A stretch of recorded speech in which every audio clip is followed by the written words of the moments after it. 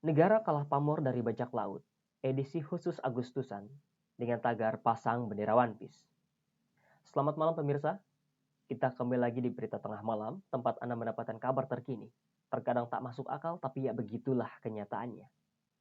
Kita awali hari ini dengan sebuah fenomena nasional. Menjelang hari kemerdekaan, rakyat Indonesia tidak mencari bendera merah putih, tapi cari bendera bajak laut. Ya, bajak laut pemirsa, tapi jangan panik. Ini bukan bajak laut yang suka nyolong APBD. Itu adalah orang dalam. Gerakan ini dimulai dari media sosial dengan tagar yang sedang naik daun, yaitu pasang bendera One Piece. Awalnya dianggap lucu-lucuan, tapi makin kesini, pejabat mulai gelisah. Ternyata rakyatnya mulai serius. Ternyata lebih banyak warga yang rela kibarkan bendera tengkorak ketimbang bendera negara. Karena satu alasan sederhana, bendera negara sudah terlalu sering dikhianati oleh mereka yang duduk di kekuasaan. Jika Luffy dan kru topi jerami membajak kapal demi impian dan persahabatan di negeri ini, kita sering melihat bajak laut elegan membajak proyek demi pencitraan dan komisi. Di One Piece, mereka melawan pemerintah dunia yang korup. Di Indonesia, rakyat malah pasrah pada pemerintah dunia maya yang sibuk klarifikasi dan bikin TikTok tapi lupa kerja.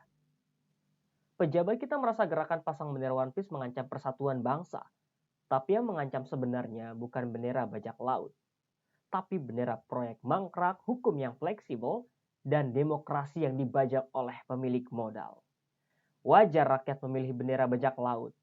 Bajak laut di anime punya kode etik, sementara bajak laut di Senayan punya pasal ajaib dan paket cuci dosa instan, bisa absen di sidang tapi hadir saat pembagian jatah.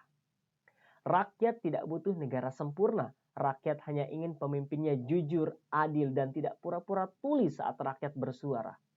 Merdeka itu bukan sekedar upacara, pidato, dan lomba panjat pinang. Merdeka itu saat hukum tidak pilih-pilih, saat pendidikan tidak mahal, dan saat rakyat bisa tidur tenang tanpa khawatir uangnya dikorupsi dalam rapat tengah malam.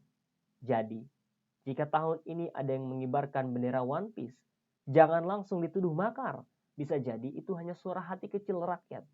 Dari rakyat yang ingin kembali percaya pada merah putih.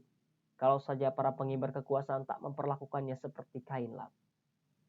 Semoga Agustus ini bukan cuma soal kembang api dan baliho bertuliskan Dirgahayu, tapi juga kebangkitan murni, kebangkitan nurani dari mereka yang selama ini lebih sibuk menyalakan lampu sorot ke wajah sendiri. Saya rakyat Indonesia yang tak ingin jadi bajak laut, tapi juga tak mau terus dibajak. Dirgahayu Indonesiaku.